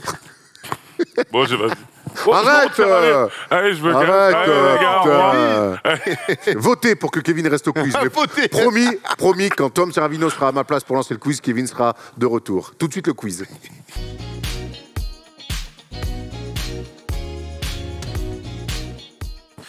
Allez, qui dit fin d'émission, dit quiz. Et vous inquiétez pas, je suis allé récupérer Kevin Serafin qui s'était caché en régie. Une petite clé de bras et c'est revenu en plateau. Pas mal, j'adore. Ça, c'est aussi, comme on dit. C'est un peu... Évidemment, il n'y a pas eu de violence du tout. Vu que je fais 3 fois moins sa tête. Ouais, d'accord. Je suis un peu déçu. Quand la première blague, elle passe, vas-y, surfe dessus et enchaîne parce que... Pierre Palmade. Pardon, la troisième blague. Non mais ça va, attends, mais du con. Tu vois, je lui dis surf, et du coup, enchaîne et il fait pire. T'es fou. On fait le quiz. Oui, vas-y, ça m'arrange. En plus, j'ai fait un quiz. Tu vas briller encore une fois. J'ai fait des petites photos floutées. T'es dessus à chaque fois. Encore une fois, c'est quoi? Parce que je sais pas, j'arrive pas à comprendre. Arrête de dire ça. Regarde, toujours. Non, même le petit jeune qui se regarde et me dit alors tu vas y arriver le quiz. Ah ouais. Dans la rue, les mecs. Je dis toi aussi. Dis-moi bonjour. C'est quoi ça? Merci. Non, en vrai, c'est des photos floutées. Évidemment, c'est des joueurs qui ont affronté Kevin sur la photo. C'est pas simple, mais vous êtes plutôt des experts. Donc, on va commencer avec la toute première photo floutée. Ouais. Patchoula. Zaza Pachulia, évidemment. Patchoula. Oh, t'avais ta petite coupe, elle était Avec longue. une petite coupe très sympathique. Ah oui, à l'époque. J'avais fait, en plus, j'avais déjà l'idée. Après, on m'a dit ça. Moi aussi, je l'ai faite. J'ai déjà l'idée. Batum, mais oui, qui arrive au compte. Est-ce qu'il l'a contré? On ne saura jamais. Il y a faute, là, je crois. Non, je pense pas. Les bras... Flo Pietrus? Yann? C'est Yann? Maïmi? Non, non plus. Non. Ronnie? Non. C'est pas Ronnie qui est aussi grand. Ah ouais, il est grand comme ça. Balèze comme ça? Allez, un mec un peu C'est balèze. frère, Alexis? Non, un mec un peu balèze de l'équipe de France. Babac. Boris? Babac, Boris, évidemment. Oh, il était Boris, beau il gosse. avait l'air aussi. Il était- Ça, c'est l'entraînement, ça. C'est l'entraînement, ils m'ont boycott, ils m'ont mis dessus. C'est Photoshop. Ils m'ont mis aussi, hein. Boris dessus, il avait droit de faire toutes les fautes, on dirait la Premier League. Comme ça. Il avait le droit de faire les fautes comme il voulait. Ouais, on va parler, on parlera. Il y a un système. On peut pas juste. Il y a un système. Sur qui il monte là, Kevin? Voilà, c'est dur. Hein. C'est Ah ouais, voilà, Kevin Love. T'as tout caché C'est là. Kevin Love, évidemment. Kevin Love. Non, envoyez ses épaules un peu. C'est vrai qu'il cache tout. Il a caché l'entièreté du Même moi, je reconnais C'est pas pas vrai. Envoyez J'ai ses vu sur épaules les blanches. couleurs, voilà, les couleurs. Ah là là. Puis le parquet, messieurs, le cadre. Parquet, il y a beaucoup Bravo, d'infos. bravo Thomas. Ah, Geoffrey Lauvergne. Geoffrey Lauvergne. L'Auvergne, on embrasse les Auvergnois. Oh la vache. Auvergnat. C'était la blague, j'ai raté. Oh. Ah, Sean Marion. Sean Marion, c'est vrai, Sean Marion, au Cavs, bah oui. Au Cavs, évidemment. Quel super joueur. Mais l'enchaînement, Kevin. Allez, le 3 sur 3. Big Baby, Néné. Davis. Glenn Davis. Ah, Ah Glenn oui, Davis. Big Baby. Eh oui, Big Gros short. Baby. C'était la dernière. Pas Bravo. Bon joueur ou pas Glenn Davis en vrai Ouais. Good player. Bah, appréciable, on va dire. Mais après, je suis pas. Pour moi, c'est un big man, il pouvait scorer, il peut faire des trucs, donc j'aimais bien, tu vois. Après, en plus, il est super cool comme gars. D'accord. J'ai jamais Il a eu de l'air, soucis, il est super Et cool. la fois où Orlando, il met un croc là dans la Exceptionnel. dinde là. Ah oui. Avec Ah, le là, foot. comment ça, à la Thanksgiving Ouais, Ah, ouais, c'est ouais, incroyable, ouais, ouais. Oui, il incroyable. met un croc dans le truc, j'ai fait ah ouais. Il m'a rendu fier ce jour-là. Et tu lui rends bien hommage en plus. Rendez-vous à la cantine. Non, hein. honnêtement, je les crois, il est super cool. Et il est relax, tu vois. Tu vois qu'il vit sa vie, Ça se il voit, ne ça prend se pas voit. la tête. Ok. Eh ben nous, on va pas être relax parce que c'est l'heure du qui suis-je. Oh punaise. On est prêt? Qui a gagné le dernier? C'est Erwan en ce moment, il me botte bien les J'ai fesses. l'impression aussi. Oui. Je le dis. C'est Arthur qui a gagné le dernier, qui suis-je C'est Arthur qui a brillé de ouf. Joyeux anniversaire encore, mon Bon petit. Eh oui, tu on t'oublie pas. Moi, Je suis né le 9 décembre 1991 à Bâton Rouge. J'ai donc 31 ans et on ne m'a plus vu en NBA depuis 2022, la dernière fois avec le maillot des Bucks. Mais commençons par le commencement. Je fais ma fac à Saint-Joseph, un cursus complet de 2010 à 2014. Ouh là là là là. Ça chauffe. Lors de ma saison senior, je tourne à 17,7 points et 4,3 rebonds. Je suis... Salut au Joliet. Non. Oh putain, dommage. Je suis sélectionné dans la First Team All Atlantic 10. Du haut de mon mètre 85, Ah, d'accord. me présente à la draft 2014, mais je ne serai jamais appelé. Je participe à la Summer League avec les Knicks, où je serai plutôt bon. Je serai donc signé par les Knicks dans la foulée, mais coupé un mois plus tard. Tony Allen. Non. Je Non, jouerai pas avec, Tony Allen, c'est quoi son nom le meneur. je jouerai avec La Philly. l'équipe D-League de la franchise en attendant ma chance. Encore une fois, je la saisis. 16,5 points de moyenne dans l'antichambre de la NBA avant de rejoindre la Grande Ligue en 2015 pour jouer mes premières minutes en NBA. Et là, je lancerai clairement ma carrière. Il joue là. Jusqu'à la fin de saison, je joue 45 matchs avec New York, Il joue mais pas. pas seulement. Je rentrerai dans le 5. What? Derrick Williams. 32,4 meneur. minutes de moyenne pour 12 points, 4 rebonds et 3 C'est le passes. gars, Donc l'année là? Je sais c'est qui. Je sais c'est qui. On est- Ah bah ouais, je suis même élu dans la NBA All Rookie Second Team What? sur 2014-2015. Une première pour un joueur non drafté. Ah, je sais qui c'est. C'est Tony, oui, le Oui, petit. voilà, Tony le Brodeur. petit. Non. Non. Tony- Oui. C'est un truc comme ça. C'est Tony. Il a pas fait beaucoup de matchs avec Non. moi. Allez, continue, Je peux continue. parler. Mes qualités à 3 points et moyenne le font rapidement de moi un joueur installé dans la franchise. L'année suivante, un Frenchie rejoint Big Apple, un certain Kevin Séraphin. Pour mon cas, je m'installerai Comment sur il le s'appelle banc. Tony? Je m'installe sur le banc avec lui et 2 autres joueurs. C'est vrai, j'ai dit son nom. J'ai Ouais. j'ai oublié son. Je continue. Ouais, bien sûr, bah on l'a pas. Je prends toujours mes 25 minutes de moyenne. On me voit souvent en fin de match, mais on est toujours aussi mauvais collectivement, Ouais, il loin des fout les playoffs. meneurs là en plus, je me Le souviens. 1er juillet 2016, je deviens agent libre et ce sera la fin de mon aventure new-yorkaise. À l'aube de la saison 2016, je m'engage avec les Pelicans. Mais je ne resterai qu'une mi-saison puisque je ferai partie du trade qui envoie DeMarcus Cousins à New Orleans. Lanston Galloway. Lanston Galloway. Ah ouais. Mais oui, Kevin Tony, là, Séraphin. tu m'as bien baisé. Non, hein. je pensais à l'autre. En fait, et Tony c'est quand, Brodeur. non, c'est quand t'as dit Lanston les Pélicans. Galloway. Comment il s'appelait l'autre Je Tony sais où là il est parti en fait. Eh Oui, oui, parce que Lanston les Brodeur. Je sais où il est Galloway. parti. C'est pas Tony Froten. Non, c'est pas. Moi, j'ai pensé à lui, mais quand tu il nous a as dit Tony, tu nous as Moi, pourquoi tu nous as pas gros. dit non, c'est pas Tony, toi. Moi, je pensais que c'était lui, et jusqu'à ce peux qu'ils parler, disent moi. les Pelicans. Oui, Et je sais que Lanston Lanston, il est Non, parti mais là-bas Lanston après, tu Galloway, vois. bien sûr, à New York, bien Il est sûr. parti là-bas. Ben voilà. Saint Ouais. John, il fait un 85 lui, Ah, incroyable. j'ai joué avec lui, quoi. Lui, j'aimais bien, lui, Langston Galloway. Ça va. Oui, non, Lanston, il est cool. Super discret. Mec, Genre un très bon joueur. t'as Ouais, bon, t'as gagné- sérieux. T'as gagné un quiz, Kevin. Hein, honnêtement, Alors, Et la prochaine fois, qu'il y a un petit bon, il est 12 très facile quand même, tu as facilité quand même. ouais, pas le plus simple. Bon, hein. Luxton Galloway. Ah non. La prochaine fois qu'il y a un petit 12 ans qui te dit, ah, tu peux gagner un quiz, tu le gifles dans la rue. Faites attention à vos enfants, du coup. Hein. Si vous y tenez. Merci Polo, merci Chris, merci Jérémy en régie, merci à toi Tom pour le quiz et les J-Best. tableaux. Merci Thomas, merci mon Kev, merci Lily Jeanne. Tiens, tu veux faire un coucou? Ouais, Lily. Allez, viens, Jane. allez, voilà. Marseille Allez, en force. Allez, viens. Allez, viens là, ici. viens. Allez, la Calade des quartiers nord représente, voilà. Les enfants du 15e, Jean Moulin. Allez, on est là. Allez, bisous à tous, on se retrouve pas lundi pour la démonstration parce qu'on est à Los Angeles, mais on vous prépare la semaine prochaine à faire des shows d'exception. On vous en dit pas plus, bisous à tous. Merci d'être de plus en plus nombreux. Merci Thomas pour les chatouilles. Allez, loin,